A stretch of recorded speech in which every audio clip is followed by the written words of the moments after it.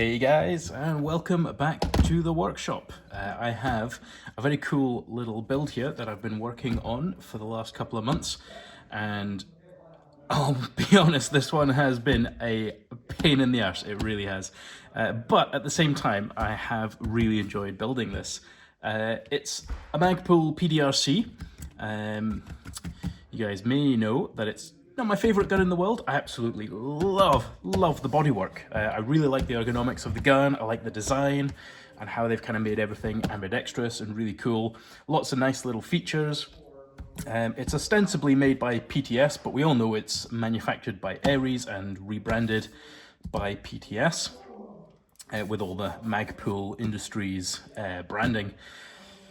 But the inside is what gets things, is what gets me really going, not in a good way. It has the usual Ares kind of proprietary gearbox. And it's not fantastic, but there is a lot you can do with it. And this build has been one that I've wanted to do for a long time, but there's not many of you guys out there with these PDRCs. So I was very lucky. This one came in from abroad over in Europe, and yeah, the owner had done a few little upgrades, a few little nice tweaks here and there. So we've kept some of that, and he really wanted it to be the best it could possibly be. Now, I'd previously done a PDRC with my good friend Stuart.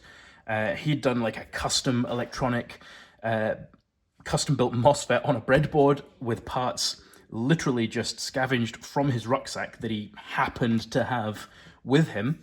And he designed and built a little controller unit overnight and had it programmed and working by the next day, which was a Sunday, and he played with it on the day. So yeah, that was pretty cool. But since then, I've been wanting to do one that uses a BTC Chimera, which is what we have in here. So it's currently sitting in here. It's a little bit of a pain to take all this apart. But in here we have a BTC Chimera Mark II, and this is all set up with micro switches. So what we've done is I've glued a micro switch in for the trigger, and then one in for the cycle detection, and then the customer had put in a micro switch for the selector. That was already done, so that was a big help. So we have our selector at the top here, and we also have a magazine detection switch. So it doesn't detect the BBs in the mag, but it does detect when there's a magazine installed.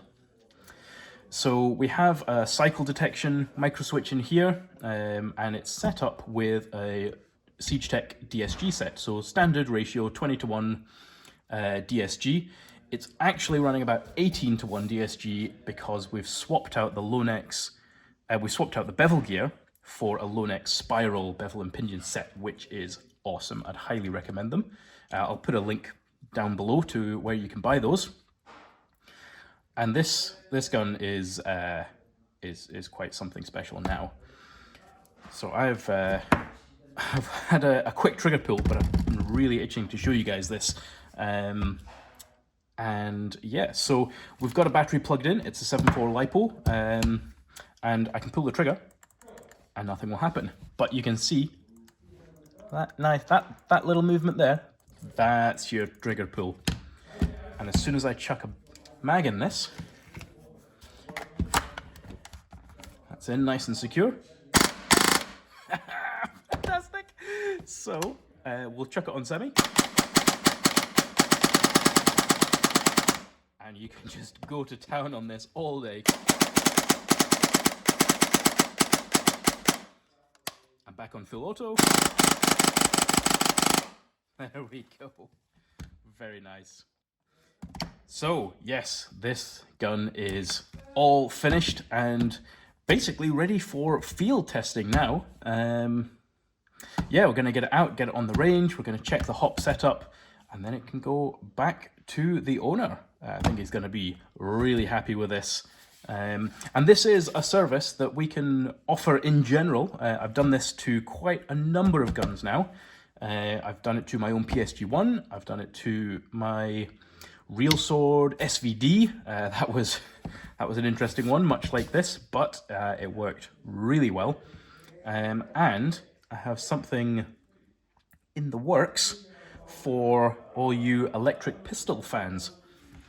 We have a conversion kit that is currently in development. We're printing it off on our 3D printer through in the side room, and that's going to allow you to much more easily install kind of micro switches and everything you need to run a micro switch conversion in an electric pistol. I've got one happening right now in a TM USP.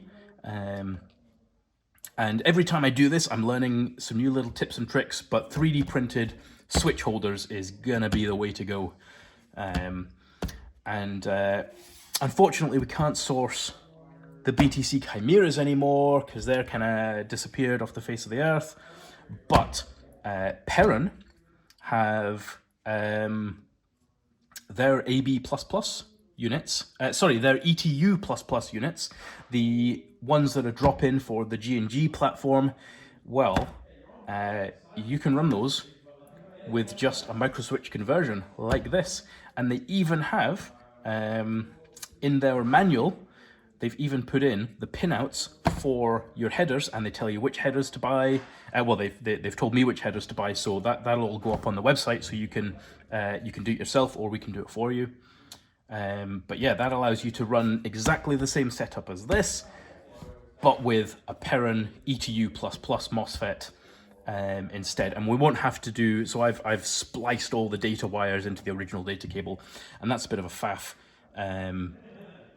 But with the ETU MOSFETs, it's much easier to just solder direct on the pins because we can buy all that individually, thanks to the support of Perron for that. So yeah, I will chuck up another video once the Perron MOSFET is installed in the USP, and we're going to take this out to the range and see how awesome it is actually shooting BBs. So yeah, really excited about this one. And yeah, any questions, chuck them down below. I do go through messages. I'm a little backed up with messages sometimes, but ping one below, I'll get a notification, and I will reply to you at some point. Check us out on kingdomofairsoft.com and the Facebook page, Kingdom of Airsoft. And yeah, I will see you next time.